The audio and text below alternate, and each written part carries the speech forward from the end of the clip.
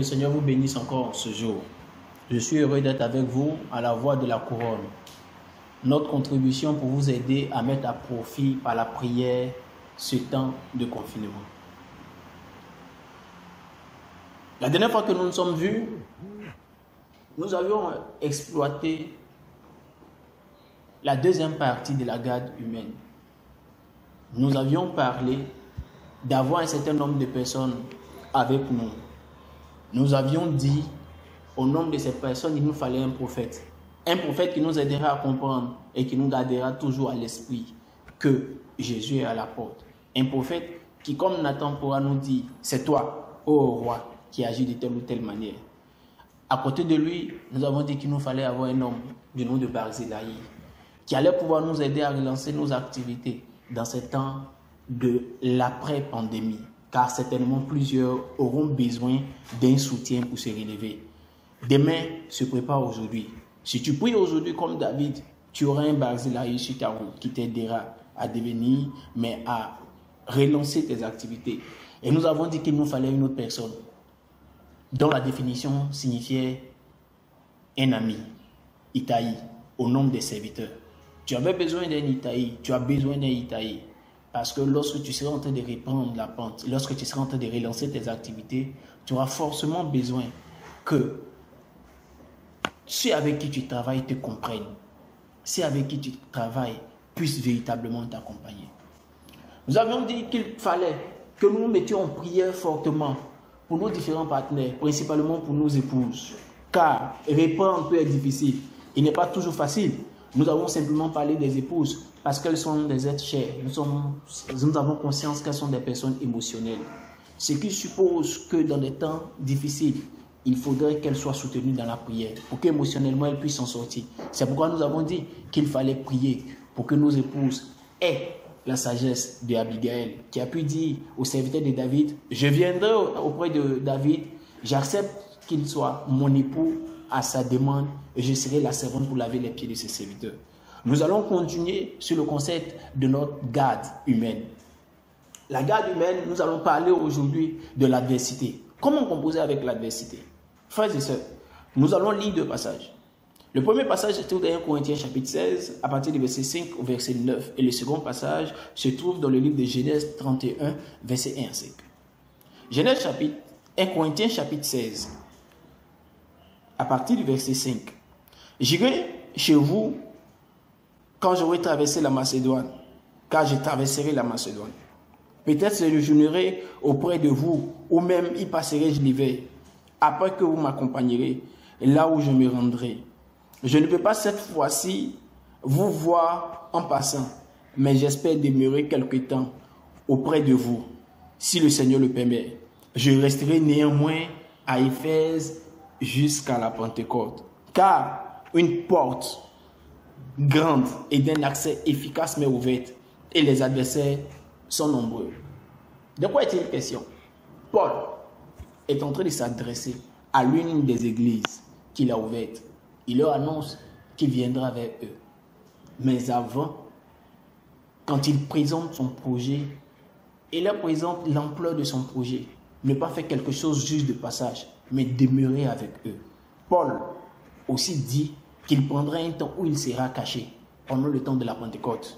Il y restera, comme je l'ai dit, dans une certaine cachette. Il passera tout le temps à Éphèse, jusqu'à la Pentecôte. Mais il ajoutera que dans le temps de confinement, il a conscience qu'une porte lui est ouverte, une porte avec un grand accès. Mais il a aussi conscience que pour cette porte ouverte, il y a de l'adversité. Je voudrais utiliser ce passage pour nous donner de comprendre que l'adversité peut être spirituelle dans la dimension de la garde humaine. Quand nous avons conscience que nous sommes appelés à changer de niveau, nous devons aussi garder à l'esprit que pour chaque level que nous allons atteindre, pour chaque nouveau niveau que nous allons atteindre, équivaut un niveau d'adversité. Et nous devons pouvoir composer avec ce niveau d'adversité. Si tu désires aujourd'hui monter dans le plan social, si tu désires aujourd'hui bouger dans ta dimension dans laquelle tu es, pour aller vers une autre dimension, de la dimension de laquelle tu es vers une autre dimension, tu dois garder à l'esprit que tu dois mener un combat conséquent pour le prochain niveau. Que personne ne se méprenne. Pourquoi? Que les luttes du niveau où il est seront les mêmes qu'il aura affrontées de l'autre côté. C'est pourquoi Paul dit clairement. Une porte avec un grand accès, mais ouverte. Mais mes ennemis sont un grand nombre. Je prie et je vois quelqu'un à qui Dieu donnera la sagesse pour savoir composer face à cette garde spirituelle. Cette garde humaine spirituelle qui voudra se cacher et qui voudra t'affronter. Tout le monde doit garder à l'esprit ce principe. Je dois prier aujourd'hui pour le niveau dans lequel je dois entrer. Pourquoi? Parce qu'il y a une entité qui se tiendra vers la porte de ta percée. Paul dit, cette porte, elle est à moi. Une porte m'est ouverte. Cette porte me donnera d'entrer dans un autre level, dans une autre saison. Mais il y a la garde. Prie que l'Éternel te donne aujourd'hui la sagesse, les paroles, comme je suis en train de le dire, pour vaincre cette garde. Si tu t'arrêtes aujourd'hui, la garde t'empêchera de passer. Je veux me souvenir d'un jour où j'avais été invité à prêcher dans une certaine nation. Et pendant que nous étions en train de préparer le voyage, nous avons commencé à sentir une certaine adversité. Et pendant que je me suis mis dans la présence du Seigneur pour chercher sa face, l'Éternel m'a donné ce passage et m'a dit, j'ai un projet avec toi dans cette nation. Et j'ai un projet pour cette nation, c'est pourquoi je t'y envoie. Mais il faut que tu comprennes, l'adversité de la nation ne veut pas que tu viennes. C'est pourquoi tu dois te mettre à prier. Et rappelez-vous que lorsque Jésus a dit à ses disciples, allons de l'autre bord, il entrait sur un nouveau territoire, le territoire des Gadaréens. Mais il y avait là-bas un homme qui était fou, qui était attendu, qui attendait le miracle du Seigneur. Il attendait que Jésus y arrive. C'est pourquoi pendant qu'ils étaient dans la barque, la porte qui était l'eau, les esprits de l'eau se sont levés et ont affronté Jésus. Jésus les a vaincus. C'est pourquoi il a pu opérer le miracle de cet homme. Si tu ne pries pas maintenant, il y a des niveaux dans lesquels tu n'entreras pas. La deuxième garde, toujours dans la garde spirituelle humaine, dans la garde humaine mais spirituelle, et qui est dans l'adversité, que tu devrais comprendre, c'est cette garde dont je veux parler maintenant. C'est la garde physique. Laisse-moi te dire et laisse-moi te donner de comprendre ceci. Tous ceux qui sont avec toi ne sont pas forcément pour toi. Tous ceux qui ont l'information qu'il y a une prophétie pour toi, qu'il y a un changement de niveau qui se prépare pour toi, ne sont pas toujours d'accord. Les premiers adversaires que tu auras qui t'empêcheront d'avancer, ce ne sont pas ceux qui sont forcément à côté de toi, ou bien ce ne sont pas aussi ceux qui sont loin. C'est peut-être, mais c'est bien souvent ceux qui ne veulent pas que tu réussisses là où ils ont échoué.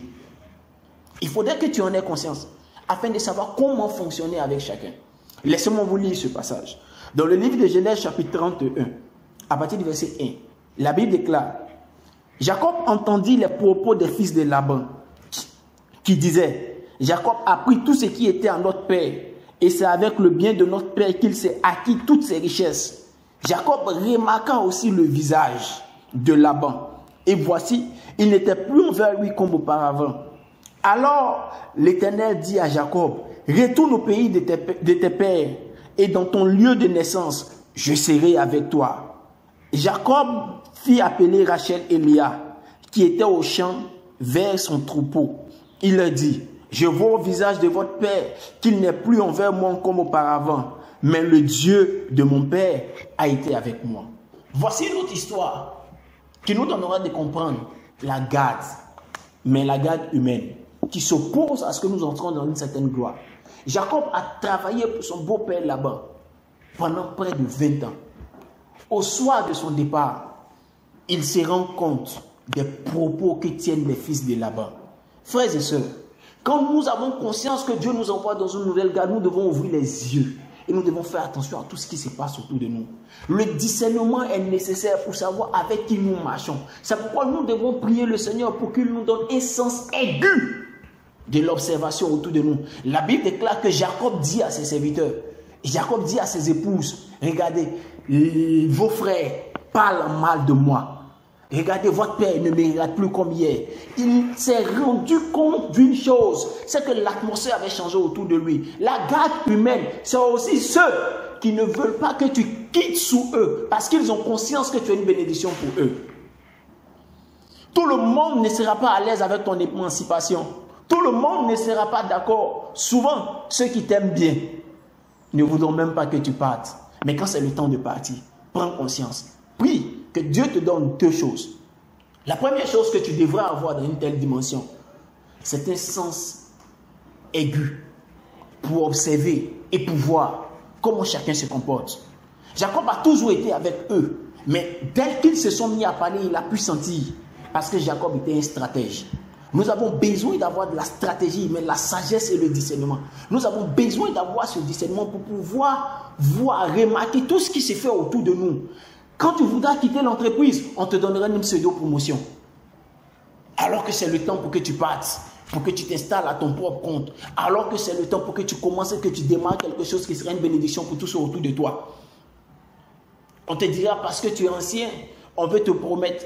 On veut te donner quelque chose, on veut te donner une révalorisation salariale, on veut te donner ceci ou cela, juste pour te maintenir, parce que tu as une bénédiction dans cet endroit, mais tu as aussi besoin d'aller à un autre stade, parce que l'Éternel te veut là-bas.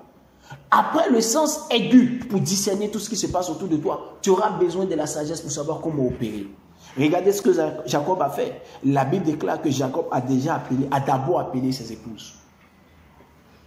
Jacob a communiqué avec ses épouses afin de les accueillir à son compte, afin de leur donner, de pouvoir accepter sa vision. La sagesse nous permettra de savoir comment gérer nos relations avec ceux-là. Ce n'est pas tout le monde avec qui on se bat. Il y a ceux avec qui il faut simplement négocier. Ce n'est pas avec tout le monde qu'on négocie. Il y a ceux avec qui il faut créer une rupture. Quand tu auras la sagesse de Dieu, elle te permettra de savoir comment poser les actions à poser pour prendre le départ. À côté de la sagesse de Dieu, il te faudra te rassurer que l'Éternel approuve tout départ que tu auras à faire. Frères et sœurs, nous allons ensemble prier. Nous allons prier sur un principe. Nous allons prier sur le principe de Ézéchiel chapitre 11, verset 13a. Lorsque je prophétisais, mes adversaires sont tombés. Je veux que tu prophétises sur tout type de personnes qui travaillent à te maintenir au stade où tu es. Je vous l'ai dit, la Bible déclare en Zacharie, après cela viendra la gloire. Après cette pandémie, il y aura une certaine gloire pour tous les enfants de Dieu qui auront compris et qui auront mis à profit ce temps de confinement pour savoir comment prier. Prie maintenant et dis à Dieu avec moi, Père, tous ceux qui s'élèveront, tous ceux qui sont tapis dans l'ombre, tous ceux qui marchent contre moi et qui m'empêchent de pouvoir sortir, de pouvoir aller à un autre niveau, tous ceux qui ont dit que de leur vivant je ne deviendrai pas ce qu'ils ont prévu, ce que Dieu a prévu que je sois. Seigneur, étends ta main et fais-les tomber. Seigneur, ne permets pas que ce soit ce qu'ils ont décidé qui reste. Seigneur, je suis une bénédiction pour la société dans laquelle je suis, mais tu m'appelles à un autre niveau. C'est pourquoi donne-moi la sagesse pour pouvoir me séparer, pour pouvoir me détacher de ce leader avec qui je suis. Seigneur, étends ta main de grâce, afin que je puisse voir quels sont les pièges que les hommes veulent me poser. Quels sont les pièges que les hommes veulent mettre sur ma voie pour pouvoir encore me ralentir. Je refuse de rester au même stade. Seigneur, pendant ce temps de confinement, ouvre mon esprit afin que je puisse remarquer tout ce qui m'avait été fait jusqu'à présent pour donner de la lenteur et le ralentissement à ma destinée. Mais pour que aussi, après la pandémie, je puisse connaître l'accélération. Que le nom de l'Éternel soit avec nous encore. Que la grâce du Seigneur nous bénisse et nous accompagne. Dans le nom de Jésus, nous avons prié. Rendez-vous jeudi prochain pour la prochaine voix de la couronne. Que Dieu vous bénisse.